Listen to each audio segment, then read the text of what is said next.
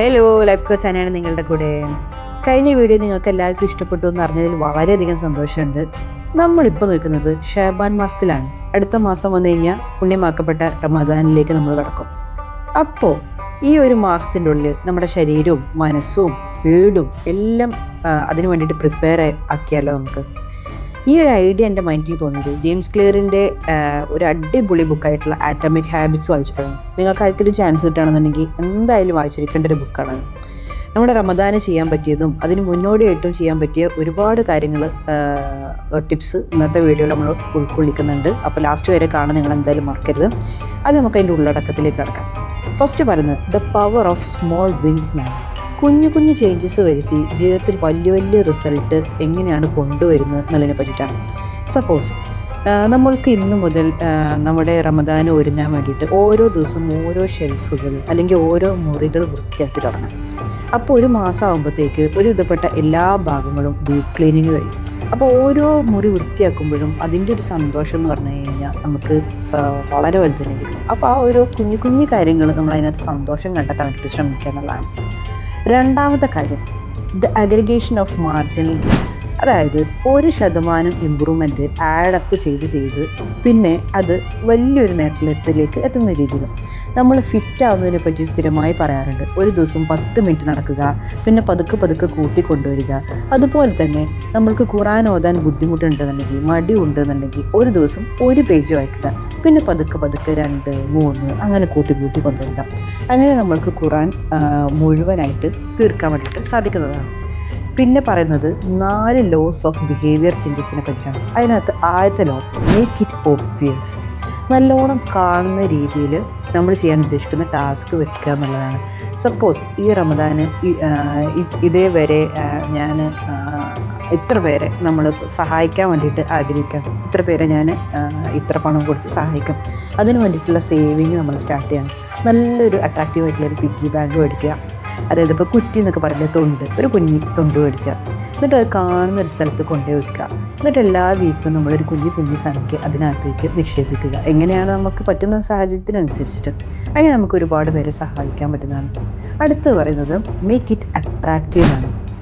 നമ്മളെ ആ കാര്യം ചെയ്യാൻ പ്രേരിപ്പിക്കുന്ന വിധത്തിലാവണം അത്. അത്രയ്ക്ക് ഇൻട്രസ്റ്റിംഗ് ആയ രീതിയിലായിരിക്കണം.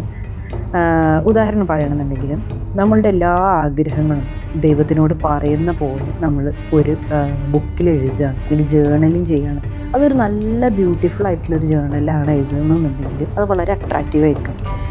എന്ത് സാധ്യമാക്കാനുള്ള ആഗ്രഹങ്ങളും നമ്മൾ അതിനകത്ത് എഴുതി വെച്ച് അത് സാധ്യമാക്കാൻ പറ്റുന്ന തരത്തിലുള്ള ദുആകൾ അതിൻ്റെ കൂടെ എഴുതി വെച്ച് നല്ലൊരു ഭംഗിയുള്ളൊരു ബുക്ക് ഉണ്ടാക്കാം. നമ്മുടെ കാര്യങ്ങളെല്ലാം അറിയുന്ന ഒരു നല്ല ഭംഗിയുള്ള പുസ്തകം. അത് തുറക്കാൻ തന്നെ നമുക്ക് വല്ലാത്തൊരു സന്തോഷമായിരിക്കും. ദിവസം അത് തുറന്നു നോക്കുക, അതിനകത്തുള്ള ആഗ്രഹങ്ങൾ വായിക്കുക, വീണ്ടും എഴുതുക, ദുആകൾ പറയുക. അങ്ങനെ നോമ്പാകുമ്പോഴത്തേക്ക് അതൊരു ശീലമാക്കി കൊണ്ടുവന്നു കഴിഞ്ഞാൽ വളരെ നല്ല കാര്യമായിരിക്കും. അടുത്ത് പറയുന്നത് മേക്ക് ഇറ്റ് ഈസി എന്നാണ്. നല്ല എളുപ്പത്തിൽ ചെയ്ത് തീർക്കാൻ പറ്റുന്ന രീതിയിലായിരിക്കണം നമ്മൾ കാര്യങ്ങൾ പ്ലാൻ ചെയ്യേണ്ടത്. സപ്പോസ് ഇന്നൊരു ദുആ പഠിച്ചു, 3 ദിവസം നമ്മൾ വീണ്ടും അതിനെ റിവൈസ് ചെയ്തുകൊണ്ടിരിക്കുകയാണ്. അപ്പോൾ 3-ാമത്തെ ദിവസം 4-ാമത്തെ ദിവസം ആകുമ്പോഴത്തേക്ക് നമുക്കത് മനപ്പാടാവും. പിന്നെ അത് നോക്കുമ്പോഴത്തേക്ക് നമുക്ക് പെട്ടെന്ന് കിട്ടും. അതുപോലെ തന്നെ മീല് പ്രിപ്പയർ ചെയ്യാൻ പറ്റും. ഒരുപാട് വീഡിയോസ് ഇപ്പോൾ നമ്മുടെ യൂട്യൂബിൽ അവൈലബിൾ ആണ്. Ramadan preparation videos, meal prep videos എന്നൊക്കെ പറഞ്ഞു. അപ്പോൾ ഈവനിങ് സ്നാക്സ് ഒക്കെ കഴിക്കുന്നവരാണെന്നുണ്ടെങ്കിൽ നിങ്ങൾക്ക് അതിൻ്റെ ബന്ധപ്പെട്ടുള്ള മസാലാസ് പ്രിപ്പയർ ചെയ്ത് ഫ്രീസ് ചെയ്ത് വെക്കാം. ജ്യൂസ് ഉണ്ടാക്കാൻ വേണ്ടിയിട്ട് ഫ്രൂട്ട് പൾപ്പ് എടുത്ത് ഫ്രീസ് ചെയ്ത് വെക്കാം. വെജിറ്റബിൾസ് കട്ട് ചെയ്ത് വെക്കാം. എല്ലാം കുഞ്ഞു ജോലികളായിട്ട് നോമ്പാകുമ്പോഴത്തേക്ക് തീർത്ത് വെച്ച് കഴിഞ്ഞാൽ നമുക്ക് ആ നോമ്പിൻ്റെ സമയത്ത് കൂടുതൽ പ്രാർത്ഥനയിൽ ഇൻവോൾവ് ചെയ്യാം. ഒരുപാട് സമയം കിച്ചണിൽ ഇരിക്കുന്നതായിരുന്നു. So make it easy. അടുത്തത് മേക്ക് ഇറ്റ് സാറ്റിസ്ഫൈങ് എന്നുള്ളതാണ്. നമുക്ക് ഒരു സമാധാനം സന്തോഷം കിട്ടുന്ന രീതിയിലുള്ള കാര്യങ്ങൾ അതിൻ്റെ എൻഡിൽ കൊണ്ടുവരിക. അതായത് ഇപ്പോൾ നമുക്ക് എന്തെങ്കിലും ചെയ്യാൻ ബുദ്ധിമുട്ടുണ്ട്, സപ്പോസ് ഖുർആൻ തീർക്കാൻ പറ്റുന്നില്ല, അല്ലെങ്കിൽ ഏതെങ്കിലും ദുആ പഠിച്ച് തീർക്കാൻ പറ്റുന്നില്ല, നിങ്ങൾക്ക് തന്നെ ഒരു വാഗ്ദാനം കൊടുക്കുക. ഇന്ന് ഇത് പഠിച്ച് തീർക്കുകയാണെന്നുണ്ടെങ്കിൽ, അല്ലെങ്കിൽ ഇത് ഓടി തീർക്കുകയാണെന്നുണ്ടെങ്കിൽ, ഇന്ന് നോമ്പ് തുറക്കുമ്പോൾ എൻ്റെ ഫേവറേറ്റ് ഫുഡായിരിക്കും നോമ്പ് തുറക്ക്. നമുക്ക് ഇഷ്ടപ്പെട്ട എന്തെങ്കിലും സാധനങ്ങൾ നമ്മൾ തന്നെ മേടിക്കുക, നമുക്ക് തന്നെ ഗിഫ്റ്റായിട്ട് കൊടുക്കുക. അപ്പോൾ ഇത് കഴിഞ്ഞ് കഴിഞ്ഞാൽ എനിക്കത് കിട്ടും എന്നുള്ള എൻ്റെ മൈൻഡിലുണ്ട്. അപ്പോൾ ഓട്ടോമാറ്റിക്കലി സന്തോഷത്തിൻ്റെ ഹോർമോണായിട്ടുള്ള ഡോപ്പമിൻ സ്ട്രൈക്ക് അവിടെ ഉണ്ടാവും. അപ്പോൾ നിങ്ങളെ സന്തോഷിപ്പിക്കാൻ വേറെ ആരും കാത്തു നിൽക്കണ്ട. നിങ്ങൾ തന്നെ പ്ലാൻ ചെയ്യുക, ഗോൾ സെറ്റ് ചെയ്യുക, അതിന് വേണ്ടിയിട്ട് പ്രവർത്തിപ്പിക്കുക. നിങ്ങൾ തന്നെ നിങ്ങളെ സാറ്റിസ്ഫൈ ചെയ്യാൻ വേണ്ടിയിട്ട് ഗിഫ്റ്റുകൾ കൊടുക്കുക. ഓക്കെ, അതാണ് പ്രധാനപ്പെട്ട 4 ലോസ്. അടുത്തത് ഈ ബുക്കിൽ പറയുന്ന വേറൊരു കാര്യം എന്ന് വെച്ച് കഴിഞ്ഞാൽ ഹാബിറ്റ് സ്റ്റാക്കിങ്ങിനെ പറ്റിയിട്ടാണ്. അതായത് പുതിയൊരു ശീലം തുടങ്ങാൻ മറ്റൊന്നിനെ കൂട്ടി യോജിപ്പിക്കുക. സപ്പോസ് രാവിലെ നമ്മൾ ഗ്രാറ്റിറ്റ്യൂഡ് ചെയ്യാണ്, ദൈവം നമുക്ക് തന്ന എല്ലാ കാര്യങ്ങളും ഓർത്ത് കുറച്ച് സമയം നിങ്ങൾ നിങ്ങളോടെ തന്നെ ചിലവഴിക്കണം എന്ന് ആഗ്രഹിക്കുകയാണ്, അല്ലെങ്കിൽ ഒരു പുതിയ ദുആ പഠിക്കണം എന്നുള്ള ആഗ്രഹിക്കുകയാണ്. അപ്പോൾ അതിനൊന്നും നിങ്ങൾക്ക് സമയമില്ല എന്നുണ്ടെങ്കിൽ, അതിനൊന്നും നിങ്ങൾ വേറെ ഒരു സമയം മാറ്റി വെക്കുന്നില്ല എന്നുണ്ടെങ്കിൽ, അത് നമസ്കാരത്തിന് ശേഷം എന്തുകൊണ്ടായിക്കൂടാ? അപ്പോൾ നമസ്കരിക്കാൻ നീക്കുന്ന ഒരാൾ അത് കഴിഞ്ഞതിന് ശേഷം നമ്മൾ നേരെ ഈ ഒരു കാര്യത്തിലേക്ക് കിടക്കാം. അപ്പോൾ അതിൻ്റെ കൂടെ യോജിപ്പിക്കുമ്പോൾ നമുക്കത് ചെയ്തു തീർക്കാൻ കുറേ കൂടി എളുപ്പമായിരിക്കും. അതായത് ഇപ്പോൾ ഒരു ഭക്ഷണത്തിന് ശേഷം ഒരു വൈറ്റമിൻ ഗുളിക കഴിക്കുക, അത് മറക്കാതിരിക്കാൻ വേണ്ടിയിട്ട് എന്ന് പറഞ്ഞ പോലെ തന്നെ ഓട്ടോമാറ്റിക്കായിട്ട് ആ ശീലം നമ്മുടെ ഇടയിലേക്ക് വരും.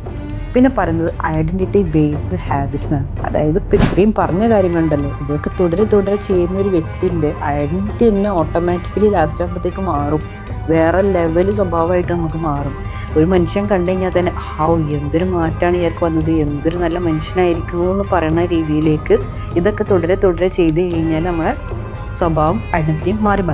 അപ്പോൾ എല്ലാവരുടെ ആഗ്രഹങ്ങളും സ്വപ്നങ്ങളെല്ലാം നിറവേറട്ടെ എന്ന് ആശംസിക്കുന്നു. നമ്മളെയും പ്രാർത്ഥനയിൽ ഉൾപ്പെടുത്തുക. ചാനൽ സബ്സ്ക്രൈബ് ചെയ്യുന്നത് എന്തായാലും പരിഗണിക്കുമല്ലോ. ഇഷ്ടപ്പെട്ട് കഴിഞ്ഞാൽ ലൈക്ക് ചെയ്യാനോ, ഈ സ്വഭാവങ്ങളെല്ലാതും നോമ്പാകുമ്പോഴത്തേക്ക് നിങ്ങൾ ആഗ്രഹിക്കുന്നവർ വരണം എന്നുണ്ടെന്നുണ്ടെങ്കിൽ അവർക്കിത് ഷെയർ ചെയ്ത് കൊടുക്കാനും മറക്കരുത്. Thank you.